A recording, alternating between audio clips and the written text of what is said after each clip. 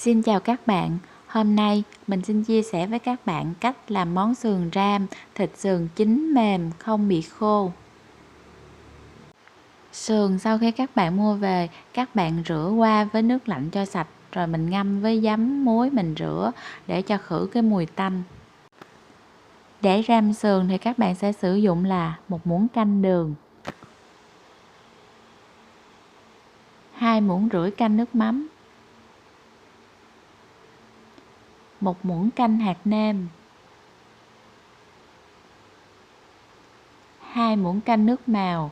Các gia vị này các bạn sẽ sử dụng cho 700g sườn nha.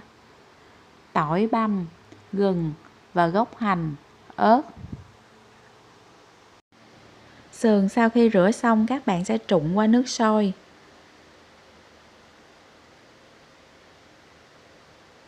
Các bạn cho vào đây cái phần nước sôi mà mình đã nấu sẵn.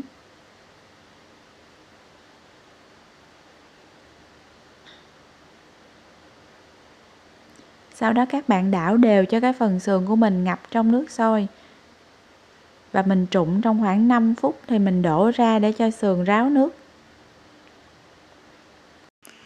Để cho cái món sườn ram của mình không bị khô, thịt sườn mềm thì mình sẽ luộc sườn trước khi ram.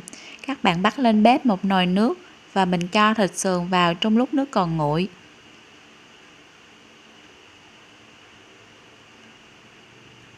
Các bạn cho cái phần nước luộc sườn này chỉ là vừa ngập thịt sườn thôi, mình không cho nhiều quá nha.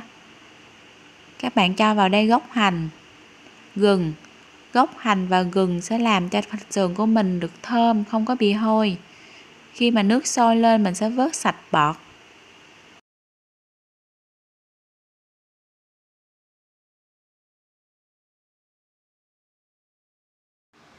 Các bạn cho vào đây là 1 muỗng canh hạt nêm, 1 muỗng canh đường.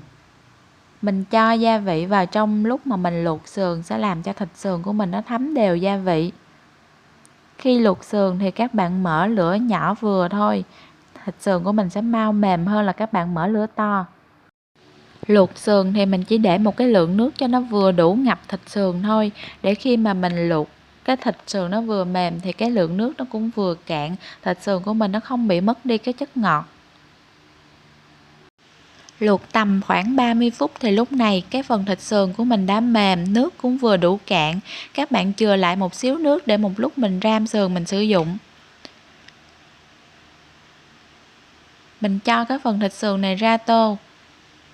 Thịt sườn lúc này rất là mềm, nhìn rất là ngon. Các bạn bắt lên bếp một cái chảo và cho vào đây một ít dầu ăn. Cho tỏi băm vào đây mình phi vàng lên.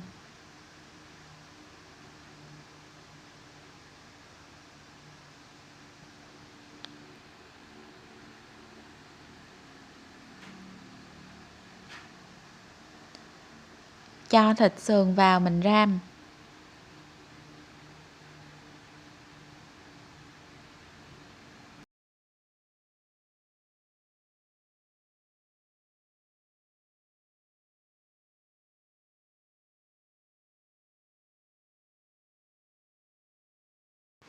Các bạn cho vào đây 2 muỗng rưỡi canh nước mắm.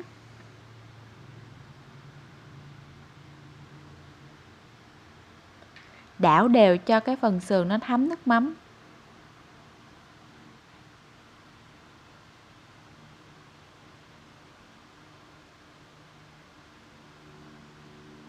Cho vào đây nước màu. Nước màu sẽ giúp cho cái món sườn ram của mình lên màu đẹp. Các bạn đảo đều cho sườn nó thấm gia vị. Khi các bạn cho nước màu vào, các bạn cho từ từ thôi để mình xem cái sườn ram của mình cái màu nó đẹp vừa ý chưa. Rồi các bạn hãy cho thêm.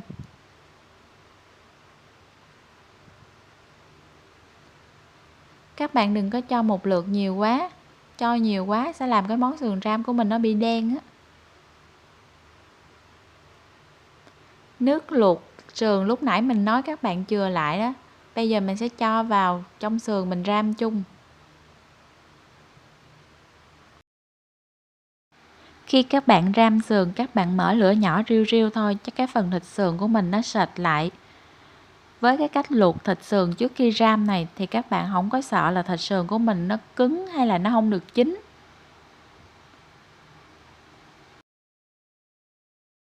Mình cho vào đây ớt để tăng cái độ hấp dẫn cho cái món sườn ram.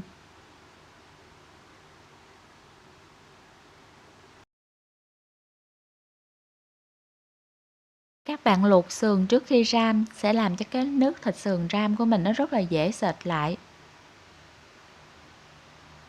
Nếu như các bạn không luộc thịt sườn trước khi ram, mình ram thịt sườn từ lúc thịt còn sống á, trong quá trình mình chờ cho thịt sườn nó mềm thì thịt sườn của mình rất là dễ khô và cái món sườn ram của mình nhiều khi nó không có được sệt lại.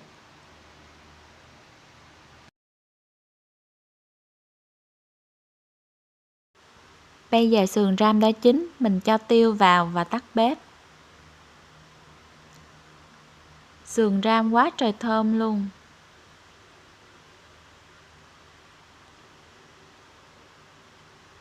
Mình dùng muỗng ăn canh này để lường gia vị. Món sườn ram tuy đơn giản nhưng ăn rất hao cơm. Mình ăn sườn này với cơm nóng và rau luộc. Nhìn miếng sườn rất là hấp dẫn. Cắn vào có vị béo, thịt sườn mềm, không hề bị khô. Các bạn hãy thử cùng mình vào bếp để làm cho gia đình thưởng thức.